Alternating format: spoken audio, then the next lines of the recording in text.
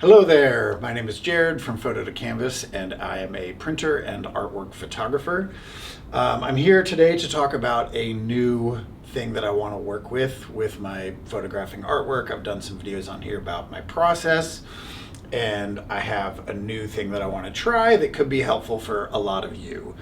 The biggest challenge with photographing artwork, in my opinion, is dealing with glare and reflections from your lighting on your piece. Now, this is a painting by the super talented Sherry Hastings, and I met Sherry at her studio last year, and this is one of the first pieces I saw of hers, and it was very, very glossy. And she told me she didn't think she was going to be able to get it photographed because it was so glossy. I prefer to have artists bring me their pieces before they varnish them, but I didn't know Sherry when she did this, so it wasn't a thing. So she recently brought it in, and I remembered it from that day and asked her about it, and she had painted over it with less gloss to try to fix the problem, and it's still really shiny. So she really wants it photographed, so I think I could probably do it. But I want to try something that I just kind of recently came into my brain. I had a guy come in last week, and he had just seen my shop walking by, decided to pop in. He had done some artwork photography in the past. Really nice guy, really smart guy. And he asked me about polarization. Now, this is something I had read about in my early days of doing this kind of photography, and I just kind of have mixed feelings on it.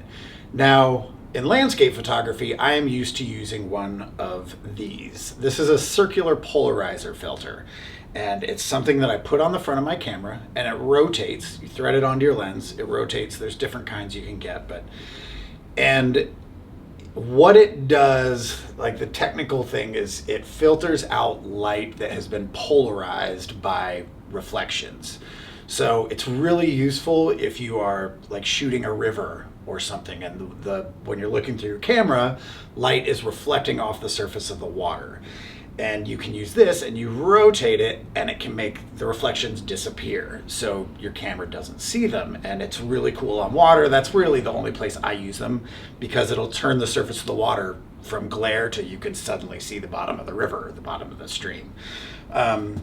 I'm not a big fan of using them in the sky. A lot of landscape photographers use them just to increase contrast, but I've always had issues as you rotate it. It kind of makes like a darker area in some parts of the sky. It seemed like more hassle than it was worth, so I don't use them a lot. But a long time ago, I had read about people using these with artwork to get rid of the reflections. So he kind of put this back in my mind. I had this filter, so I want to give it a try on this piece. The thing that he suggested, which I thought was really interesting, was using polarizing gels. So it's a sheet it's like a film, a plastic translucent film that I would put on my lighting, and it doesn't involve the rotations. So it would keep the kind of my concern about spottiness and some darker areas, I guess, out, because it's not something you rotate. You just cover your light with it. So I'm going to try this first. The gels are very expensive, so I would just kind of want to see how this works before I decide if I want to go down that road. And if this seems to be helpful, then I will probably buy some of the films and I can do another test on a different piece. Because if this filter does not work, I'm probably going to go ahead and just shoot this whatever way I have to so I can get it back to Sherry. So one other thing that I'm going to try when I shoot this is I kind of want to push it as hard as I can. So I'm going to take the diffusers off my softboxes. In my other videos you may have seen, this is what I use when I shoot. He was surprised. He thought I might have issues with different brightnesses because of these, but I don't. Generally, when I shoot a piece, I have this wall behind, so I'm able to test white spots on the wall. I'm able to use my light meter on the face to make sure that the light is even. And I think these things already cut down a lot of the glare. But just for curiosity, I'm just going to pull them off, which just basically turns this into a huge reflector. So it's probably going to increase the glare on here. Now, if this doesn't work, then I'll go ahead and put them on just to finish it and take care of it. The other thing I will note is if I'm using polarizing gels, if you've watched my other videos, you know that when I do my color calibration, I set up a profile.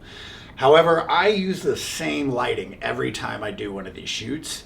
So I always shoot my color calibration card just in case, but I can use the same profile every time because it's the exact same lights, the exact same atmosphere. My camera shutter speed is preventing any ambient light from coming in, so the brightness of outside coming through the windows doesn't matter. So I can use the same profile. If I'm using this, I'm not gonna do that. Anytime I use this, or probably gels, I will use a new profile. I'll create a new one. So that's gonna add a little bit of work, but so be it. If I want to do that to get the best results, I'm just going to have to deal with that. It's going to take me an extra 20 minutes or something. But the gels, even if I get the gels and use them, the only time I'm ever going to do it is if I'm fighting glare. I'm not just going to use them every time, no matter what, and then I can continue to use my old profile. So let's give this a shot. It's an 82 millimeter, so I'm going to have to switch my lens. I'm going to use my 24-70 versus my normal Sony 90 millimeter that I use. And it's still a super sharp lens, so it'll be fine, but let's give it a shot. I cannot show you the video feed of my camera because I use strobes, not continuous lighting. So I'll just show you the before and after pictures that I shoot of the piece as I'm going. All right, so here I am set up and ready to shoot.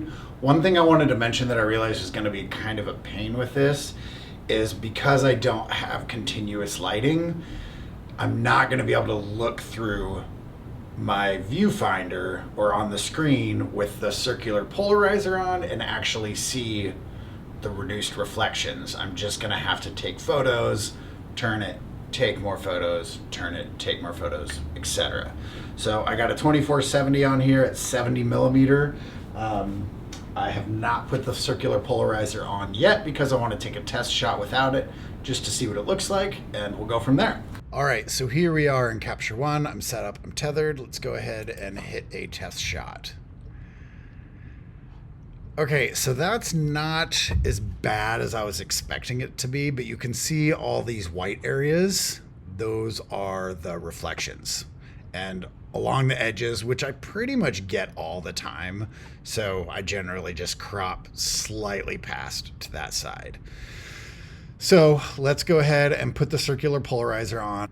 All right, so the filter's threaded on. I went to f6.3 and ISO 200, and let's see what happens. Absolutely nothing. That's a little overexposed, so I'm gonna go back up here to f8. So looking back at this one, it's really not making a difference so far. So I'm gonna go turn the polarizing filter, shot again. Yeah, I'm really not seeing anything. I think that's also still a little bit bright, so I can go back to f9 where we were, take another shot. I'm really surprised. That looks a tiny bit better, but actually it doesn't really. Let's turn the polarizer again. So that helped. That's the original. Here's, let me just get rid of these other shots. I suck at capture one, so I'm not good at like just doing a compare side by side. Well, I don't know. This is with the polarizer turned. This is no polarizer. These areas, they look like a little bit just kind of duller, but I'm seeing less of the white speckles from the reflections. So I'm gonna try turning it a little bit more. It really sucks not being able to just view it in live view. Well, I'm gonna keep playing around and see how good I can get it. So I took the photo into Photoshop to do some more work on it, and I noticed it was slightly out of focus. So I reshot it and brought it back into Photoshop. And basically I was very disappointed with the circular polarizer. It didn't really do anything. So I decided to use a method that I kind of just figured out on my own recently with working with some other photos that I'd shot of some pieces where I was shooting on location and I had some nasty glare and I just had to fix it in post. And I got it acceptable. I was happy with the results. So I'm gonna go ahead and show you what I did now on this piece using the replace color tool within Photoshop. And yeah, I'll show you what I got. All right, so I reshot the image real quick after realizing that I hadn't been paying attention to the focus. And the settings were already in Capture One, so I just simply I focused, reshot it, and dragged it back into Photoshop. Unhappy with the results still. You know, what you were seeing is all these specks of light around in the dark areas of the light bouncing off the texture of the canvas because the sheen is so glossy on this piece. So what I did that I've done recently and had some decent results is I went in to one of these specks of light, up under image adjustments. Oh, it is not going to let me do it. Let me see here. Image adjustments, you have what's called the replace color tool, and you go in here and you pick a color and then you pick what color you want it to be. And the fuzziness is how, like, the gamut, like how broad it selects of that color. So you see if you bring this down, it's not selecting as much of it, but I'd select nearly full white. Actually, it is full white. And you can see there's a lot of the white in the flower. And the result I used was just a dark tone. And that kills a lot of these dots. It looks a lot better zoomed out than it did, but it also killed the whites in the flower. So I did that on this layer, and then I created a mask and I painted around the flower. So I applied that replace color to the area around the flower, but not the actual flower, and you can see the difference. So that is the original. And with this on, it kills a lot of those darks. Now I'm going to go in and spend a little more time getting some of, like, you know, there's little ones here and there and that I need to take care of. But overall, I think this gets us to a much better place. All right, so there you go. I'm overall happy with my result. I'm pretty sure Sherry will be happy with it. I'm really interested in the polarizing gel. I wish I had the contact of the guy who came in the other day. Unfortunately, I don't. I'd love to talk to him about my results. I'm going to do some more digging online and see what I can find. But if I end up going for the polarizing gel, which I probably will because I love learning about this stuff, I will do another video and update you guys on what I find. So if this was helpful, please like the video and subscribe to the channel. Sorry that I didn't have better news. Sorry if you think this was a waste of your time to find out that something didn't work, but better you know than go buy a polarizer because somebody else said it might have worked. So maybe try borrowing one or something to test it out if you regularly shoot your own work. But yeah, that's all for now. Thanks again for your time, and I will see you next time.